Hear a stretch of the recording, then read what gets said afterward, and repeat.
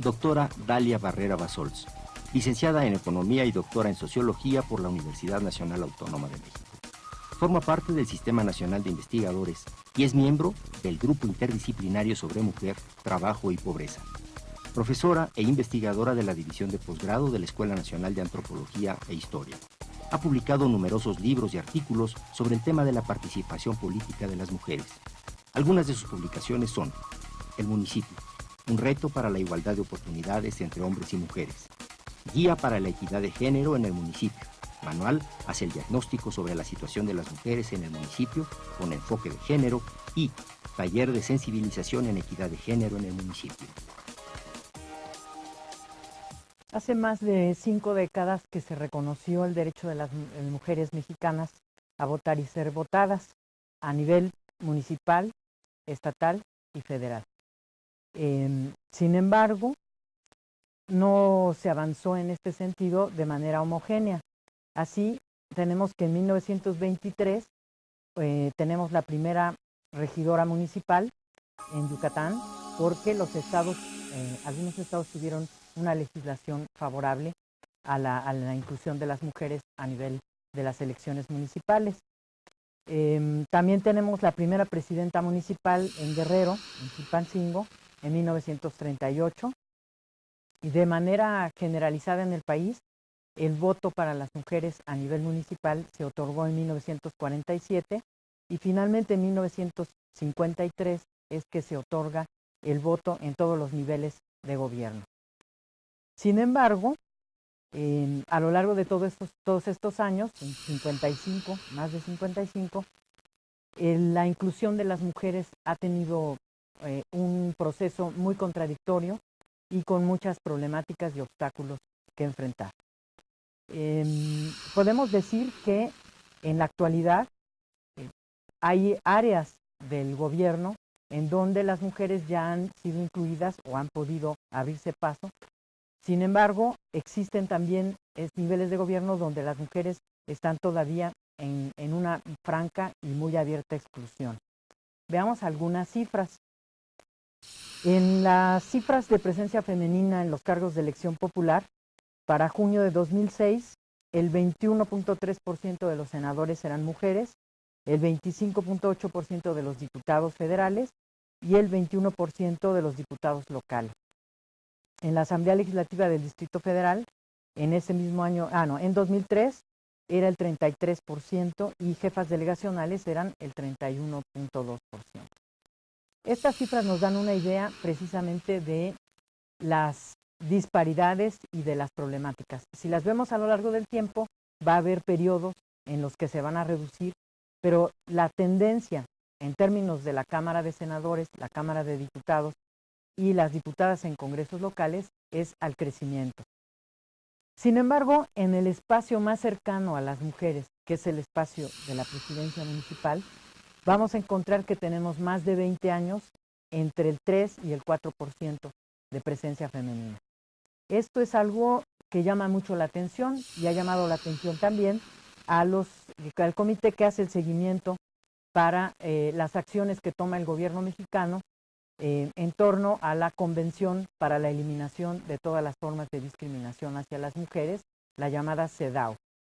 En este comité de seguimiento, pues precisamente ya se ha señalado de manera preclara y puntual que este es un problema muy grave que vive México en cuanto a la inclusión de las mujeres y su acceso a la toma de decisiones en los gobiernos locales.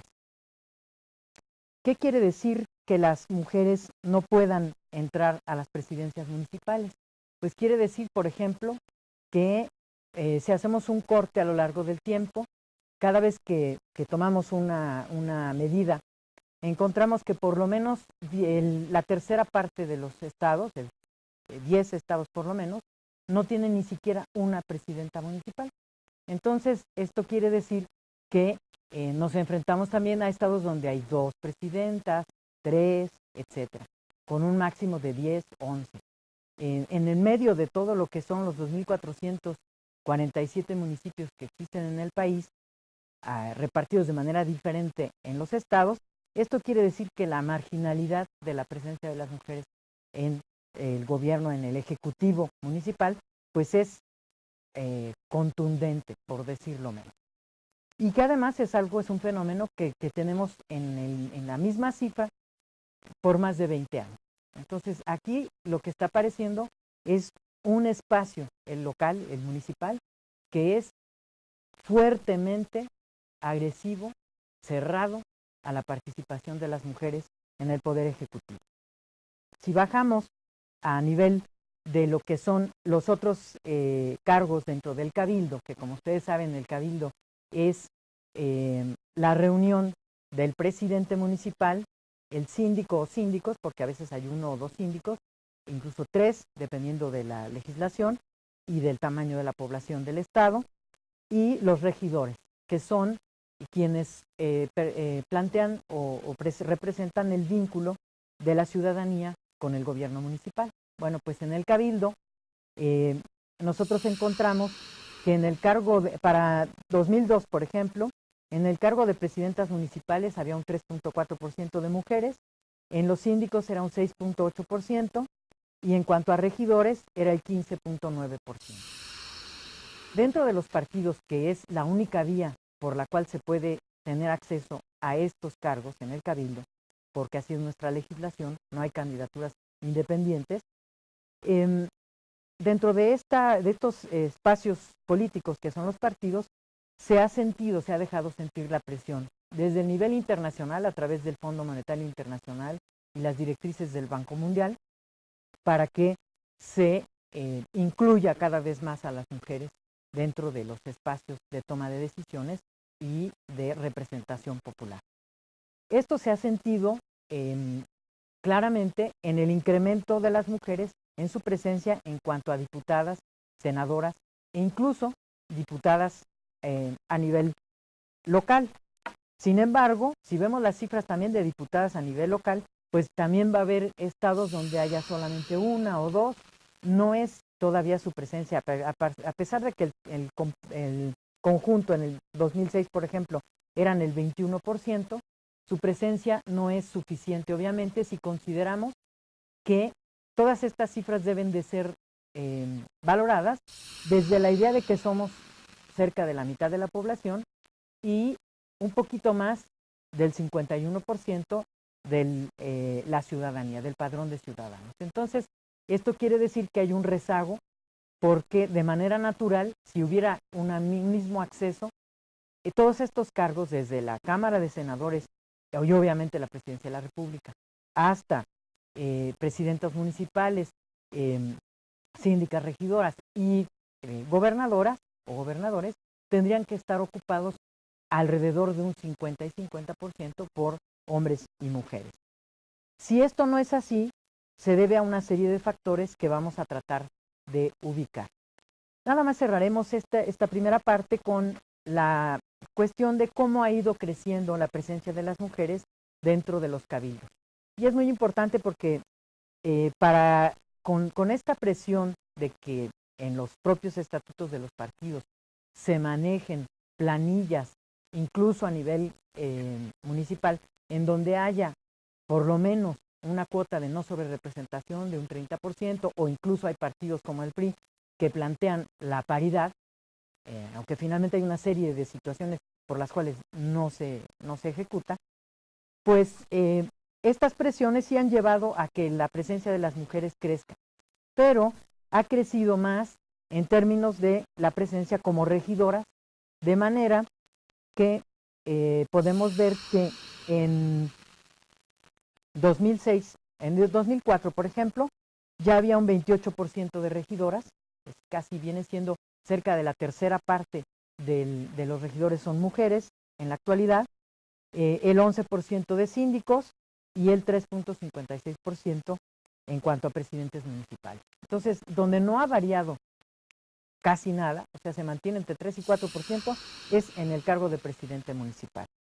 En síndico ha aumentado ligeramente, pero donde más ha habido un aumento impresionante ha sido en el cargo de la regiduría.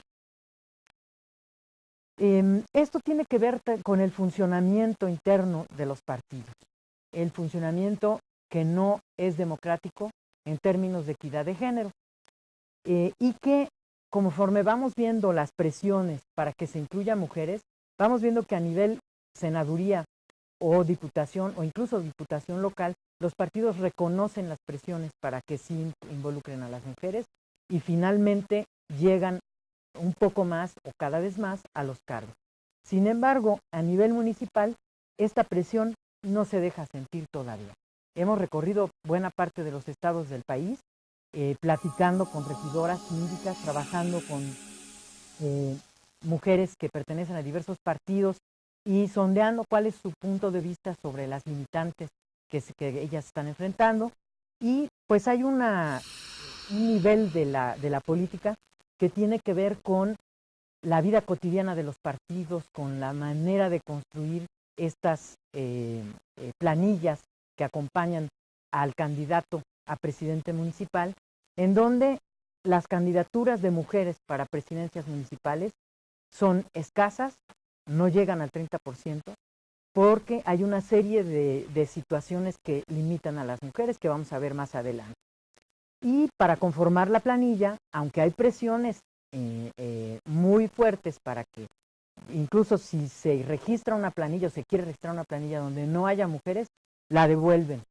Y entonces ya empieza a haber el mecanismo de tener que incluir mujeres, no precisamente por convicción de los que están armando la planilla, sino porque hay una presión por parte del Instituto Estatal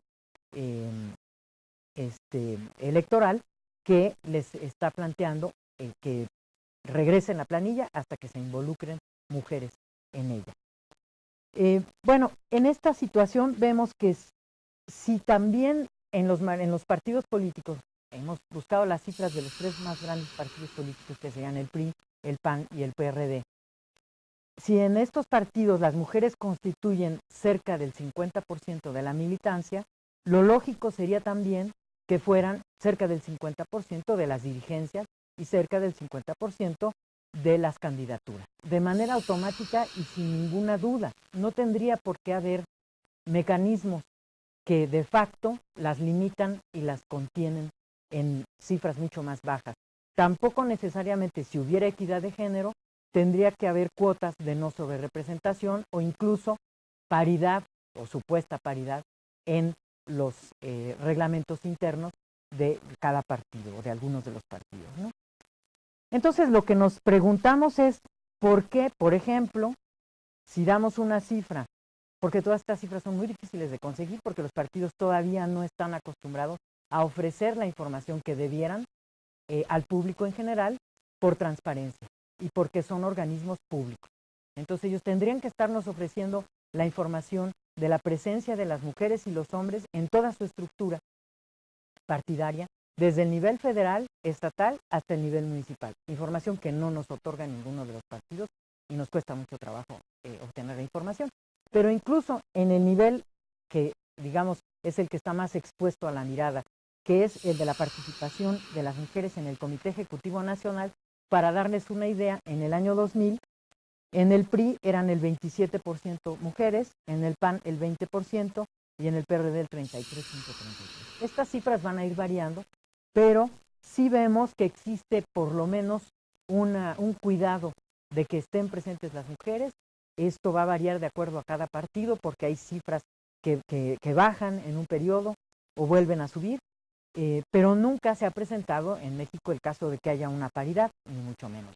Casi el límite viene siendo el famoso 33%, ¿no?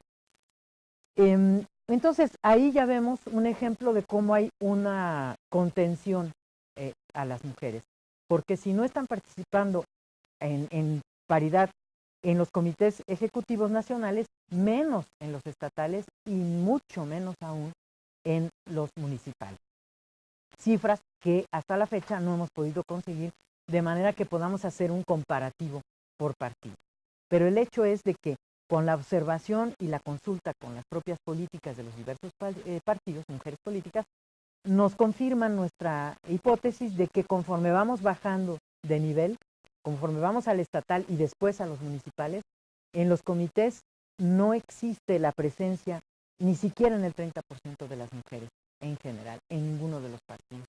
Esto nos confirma también que el nivel de competencia de las mujeres por los espacios es más duro conforme vamos bajando hacia el orden de lo municipal, hacia el ámbito municipal.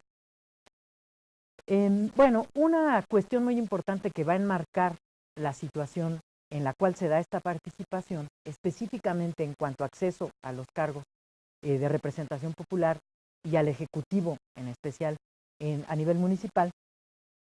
El contexto es precisamente una serie de cambios que se han desarrollado en la sociedad mexicana en los últimos 5 o 6 años, 5 o 6 décadas, en los cuales creció la participación de las mujeres en cuanto a población económicamente activa. El trabajo remunerado de las mujeres se incluyó ya como parte, ahorita ya somos cerca del 30% de la fuerza productiva de la nación.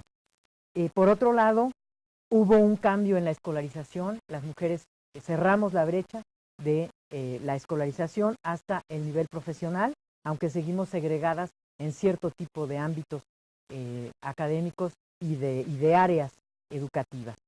Y por el otro lado, los mecanismos de urbanización y el fenómeno de la migración, tanto interna como internacional, que en un principio era masivamente masculina y ahora involucra también a las mujeres, han venido a dar una serie de cambios muy importantes, en donde por un lado vimos la inclusión de las mujeres en los movimientos sociales más importantes que se desarrollaron en las décadas del 50, 60, 70, 80, como son el campesino y 90, ¿verdad? Y actualmente el campesino, el obrero, el movimiento estudiantil, el movimiento urbano popular y el movimiento indígena.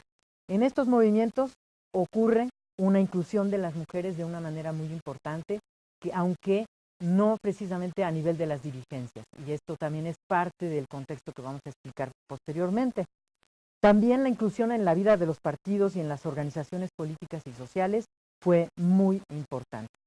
Las demandas políticas que no fueron resueltas y las demandas de nivel de vida, de dotación de los servicios mínimos y de las condiciones mínimas de subsistencia, llevó a las mujeres a participar en estos movimientos y posteriormente a incluirse en los movimientos ciudadanos, municipalistas y político-electorales.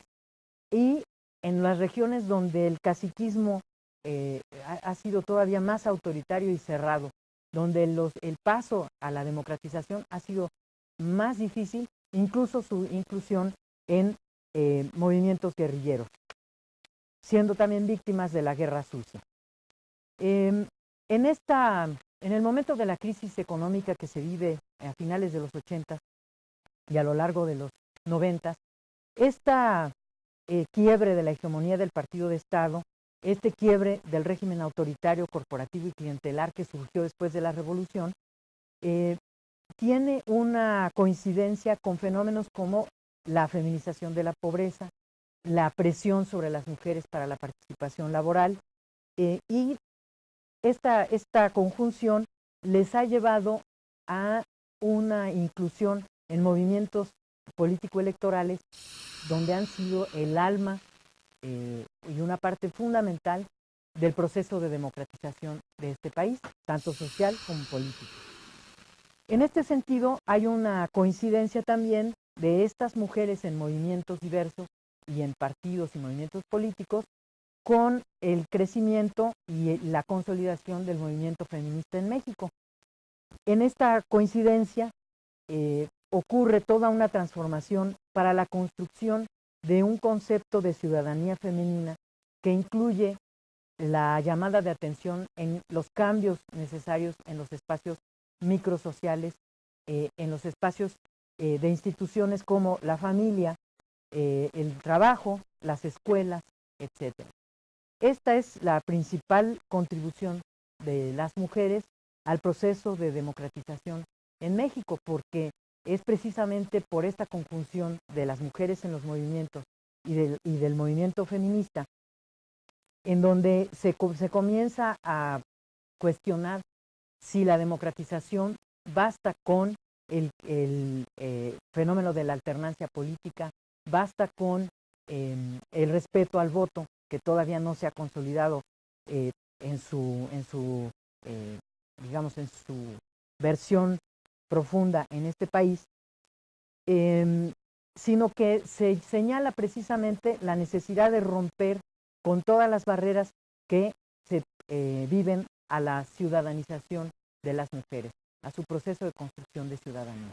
Y estos obstáculos se van a vivir en el nivel de la vida cotidiana, tanto dentro de la familia como en los partidos políticos, los sindicatos, etcétera, etcétera. Y es ahí donde ponen el dedo en la llaga estas mujeres que han comenzado a cuestionar cuál es el aporte y cuál es la demanda de construcción de ciudadanía para las mujeres. Entonces, vamos a encontrar tres situaciones, tres procesos que se conjuntan, que son muy importantes. Uno, que es la socialización política de las mujeres en estos movimientos sociales y políticos. Otro es el proceso de construcción de ciudadanía, o sea, las mujeres no solo comienzan a ejercer y a buscar cuáles son sus derechos ciudadanos, sino también sus derechos como mujeres, y la construcción de un proceso muy complejo e importante también, que es el proceso de individuación, del cual supongo que se ha de haber hablado en otras de las conferencias de este ciclo.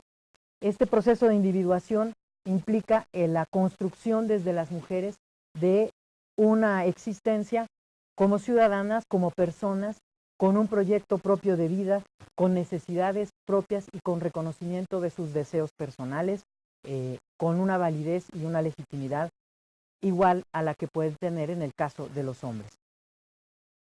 Estos tres procesos son los que van a explicar muchos de los movimientos y de los avances que se han presentado en cuanto a la inclusión de las mujeres en los cargos, incluso en el nivel municipal. Sin embargo, existen todavía una serie de situaciones que tienen que ver con las construcciones culturales de lo masculino y lo femenino. Entonces, si nosotros vemos que el artículo 4 de la Constitución plantea la igualdad ante la ley de hombres y mujeres, si existen una serie de normatividades y de reglamentaciones y de leyes, tanto a nivel nacional como estatal, que van apoyando la presencia de las mujeres y que van validando su presencia dentro de las decisiones y la toma de decisiones a nivel político, ¿por qué sigue habiendo este rezago de las mujeres a nivel, por ejemplo, de las presidencias municipales? Bueno, aquí tenemos que tomar en cuenta que los antropólogos han encontrado una presencia en todos los sistemas donde hay una subordinación de las mujeres, una opresión de las mujeres por parte de los varones, han encontrado una forma de representación del mundo, una construcción cultural en el cual se representa lo masculino y lo femenino como aspectos o elementos opuestos, excluyentes, aparentemente complementarios, pero implícitamente jerarquizados.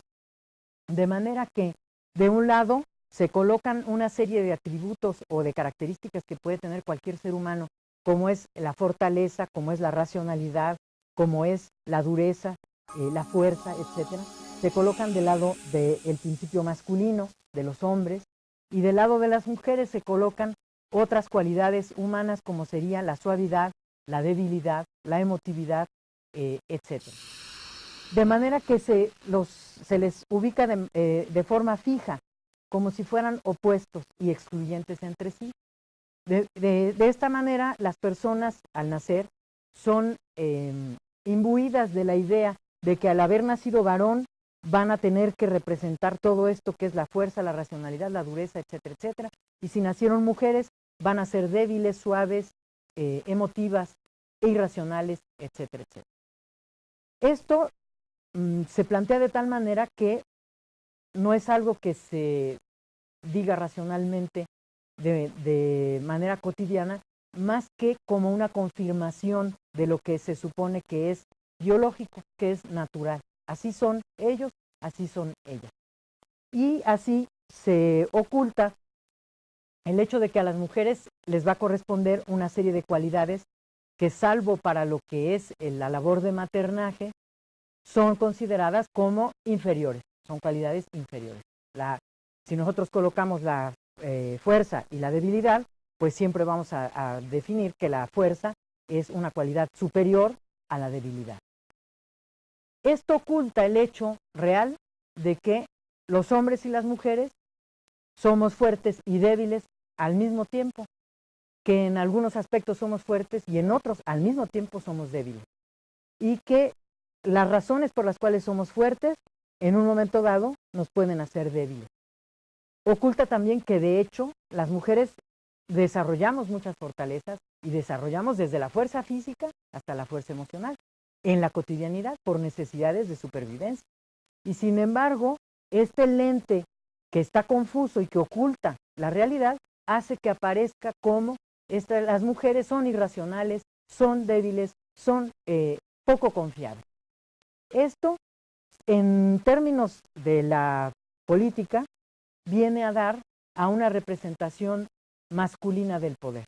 El poder político es visto como un atributo masculino y a las mujeres se les va a reducir al maternaje, al espacio doméstico, a las labores relacionadas con el cuidado de los otros.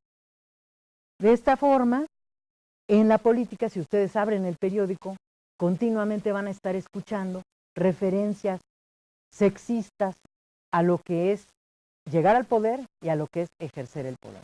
Entonces, pues tenemos a un obispo que en previas las elecciones del 2006 declaró que para gobernar a México era necesario tener muchos pantalones, ¿sí? Refiriéndose a aspectos de la biología masculina. Y por el otro lado, escuchamos cuando se quiere denigrar a alguna figura pública, de preferencia mujer, se va a decir que se la llevaron al oscurito, que le sobaron la pierna, etcétera, etcétera. Estas referencias son referencias sexistas y son referencias que están traduciendo esta forma de ver el mundo que se refleja en la política a la idea de que los hombres contienen en sí mismos biológicamente por nacimiento características que los van a hacer aptos para gobernar, porque ellos sí son racionales, porque ellos sí son fuertes, porque ellos sí saben mandar, porque ellos sí son personas que van a ir más allá de su emotividad a la hora de tomar decisiones.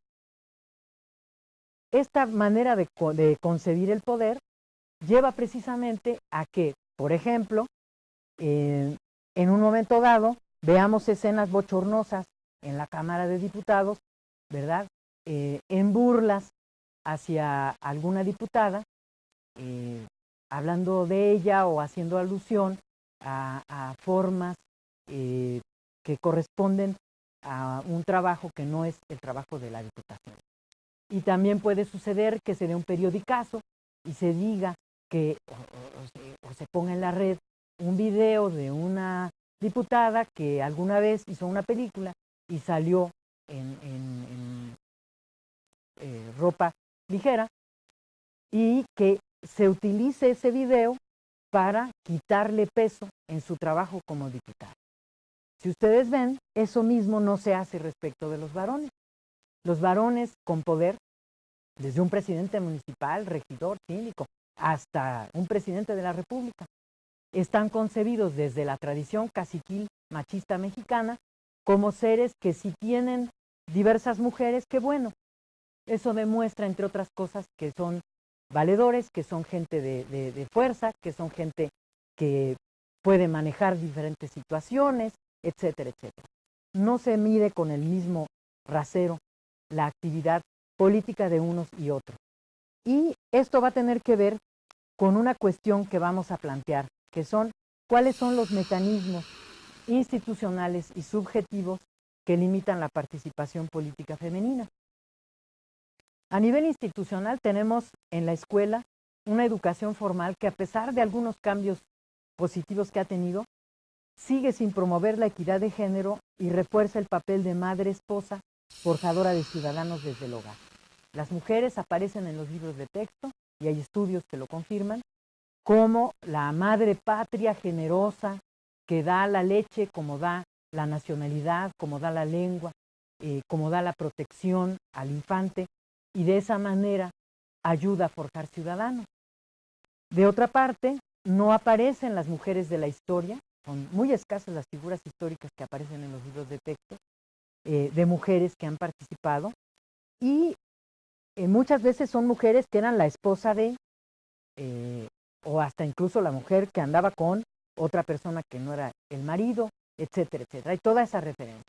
Y del lado de los héroes masculinos, las figuras masculinas, no se hacen ese tipo de referencias, son los héroes completos, redondos, ¿no?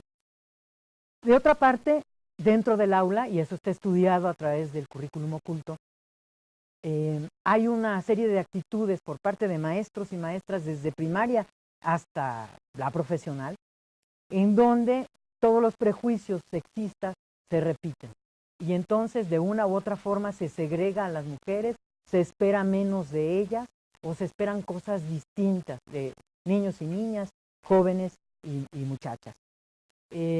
Esto sigue funcionando y es parte del contexto en el cual sigue habiendo a nivel de primaria y secundaria un sindicalismo machista, un sindicalismo con un contenido muy cerrado, muy poco democrático, que a pesar de los esfuerzos de maestros y maestras, porque los hacen para abrirse a los contenidos de equidad de género, pues sigue siendo una rémora para esta nueva visión democrática de la educación.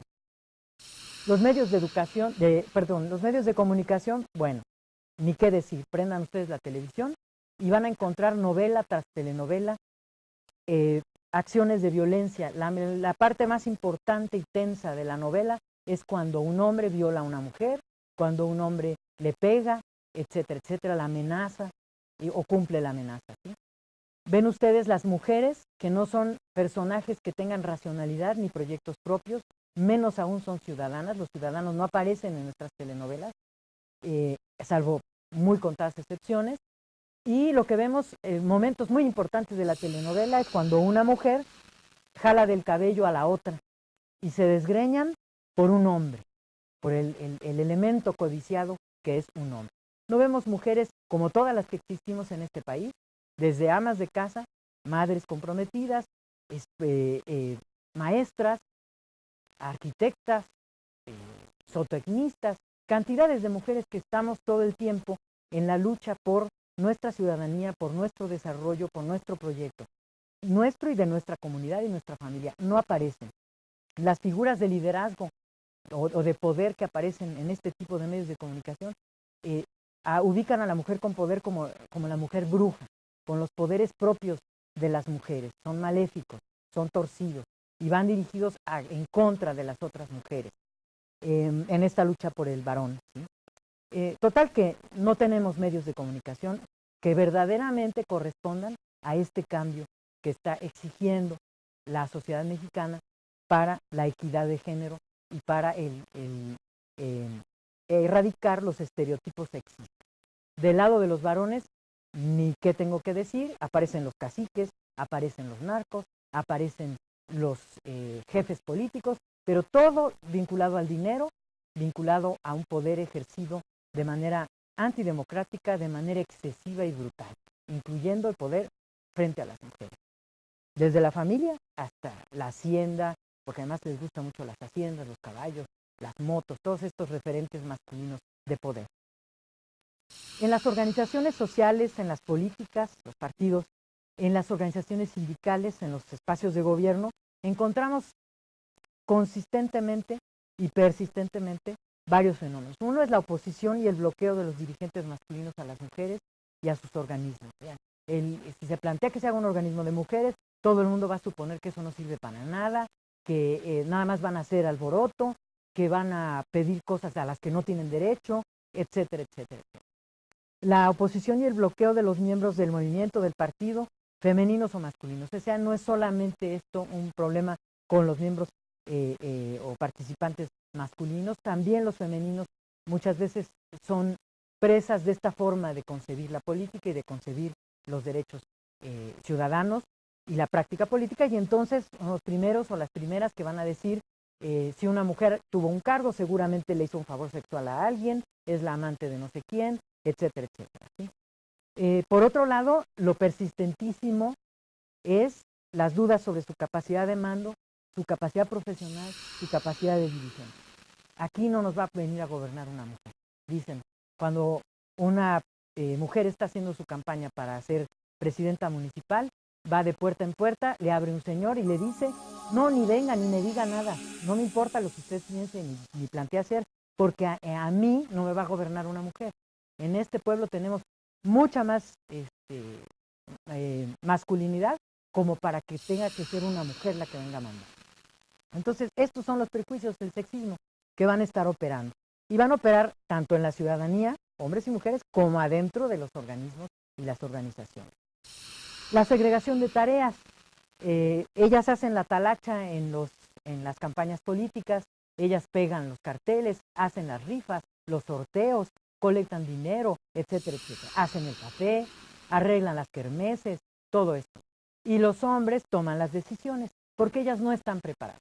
Este prejuicio de que no están preparadas ya quedó superado, porque precisamente en trabajo con las mujeres políticas vamos a ver cómo existen los cuadros perfectamente capacitados de mujeres a la altura de cualquiera, por un lado. Y por otro lado, no todos los hombres que llegan a las candidaturas o a las planillas, en el caso que estamos hablando de las presidencias municipales y la planilla de síndicos y regidores, tienen la capacitación, sino que se capacitan también como cualquier ciudadano en el propio cargo. También se da la segregación y la discriminación de las mujeres porque se consideran masculinos los espacios. Entonces encontramos que no hay, por ejemplo, sanitarios a la mano para las mujeres y tienen que salirse del salón de cabildo para otro lado para ir al sanitario porque no se prevé que deben de estar ahí.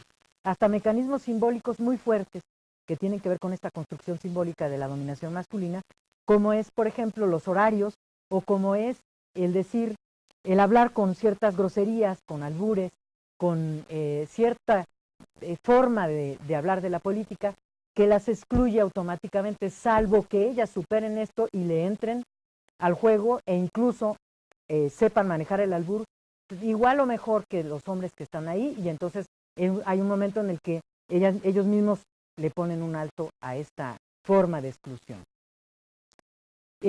Externamente tenemos que se niega la adecuación de los horarios escolares para las mujeres que trabajan, sus hijos de las mujeres que trabajan, pero también para las mujeres que participan, ¿sí? Si no hay una adecuación de los horarios en primaria, secundaria, no puede haber una participación ni en el trabajo ni en la cuestión política con igualdad de condiciones. Además, al interior de las familias, nuestra situación es de un desconocimiento de las posibilidades de negociar una democratización de la familia. Esto es, cambiar la forma como organizamos la familia. Las mujeres compartir con los demás todo lo que se nos atribuye como nuestra obligación y los hombres quererlo compartir. Las mexicanas nos sentimos indispensables y entonces queremos que todos dependan de nosotros. Esa es una compensación que se nos ha dado culturalmente. Y por el otro lado, los hijos, las hijas ahora y los maridos no están dispuestos a abrirse a esta necesidad de compartir las tareas domésticas, el cuidado de los otros, el de los enfermos, los ancianos, etc. Un último elemento muy importante que va a funcionar es la estigmatización, el desprestigio y los chismes y las descalificaciones que se van a ejercer como un mecanismo social, no como una cuestión solamente de maledicencia, sino es un mecanismo social para regresar a la mujer a donde debe de estar, entre comillas, que es la casa, entre comillas. Entonces, hay toda una serie de fenómenos de descalificación dentro de los medios, como dentro de los rumores y la opinión pública, cuando se manifiesta en torno a una mujer con poder. A veces, estos descalificativos tienen razón, a veces se les acusa de malversación de fondos, por ejemplo, y se les comprueba, pero es las menos de las veces. Lo que más ocurre es utilizar esto como una forma de quitarla de ahí porque estorba, porque molesta, porque no es aceptada en su calidad de mujer con poder. Las mujeres con poder enfrentan todo un proceso que yo le llamo de masculinización, también entre comillas, porque las personas que las rodean, desde su pareja, sus familiares, los vecinos, hasta sus compañeros de partido o del espacio en el que ejerzan el poder, comienzan a verlas como que tienen actitudes, ya tienen actitudes de macho, ya parecen hombres. Es más, gobierna también, que ya es como si fuera un hombre, se dice.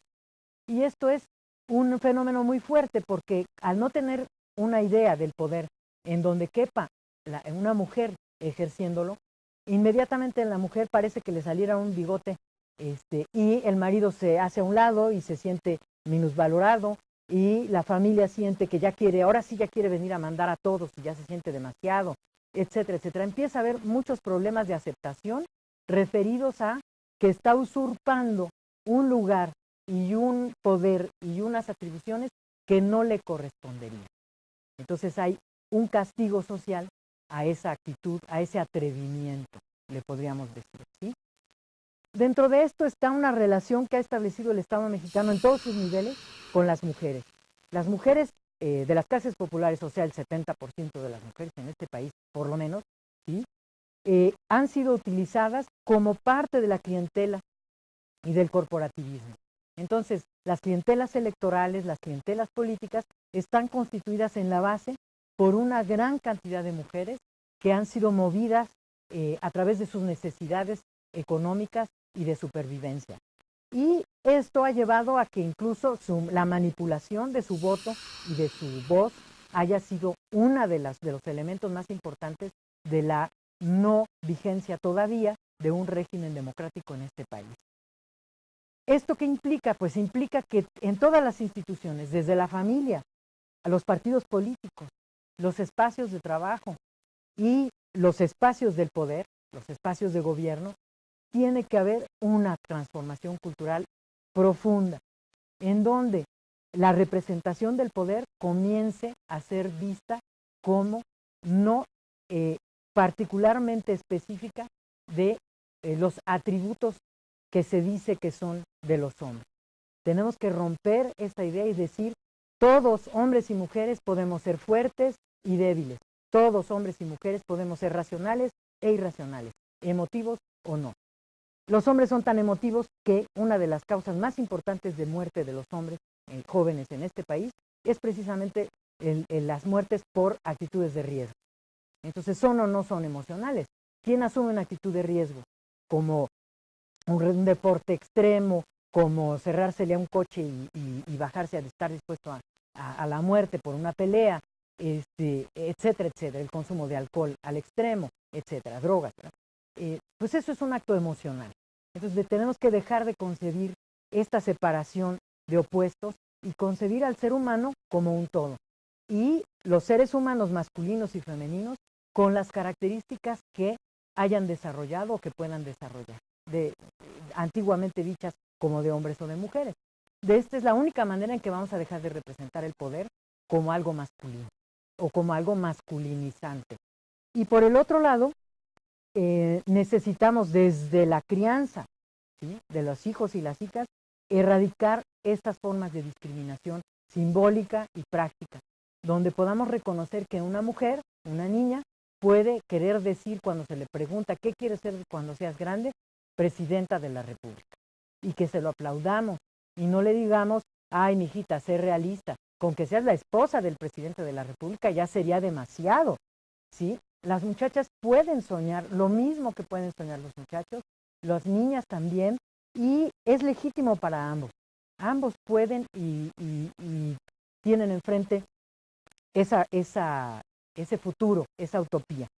Y finalmente, todo esto será la única manera en la que este país podrá acceder a una verdadera convivencia democrática. No puede haber una convivencia democrática en donde las mujeres vivan los niveles de violencia que están viviendo las mujeres en este país.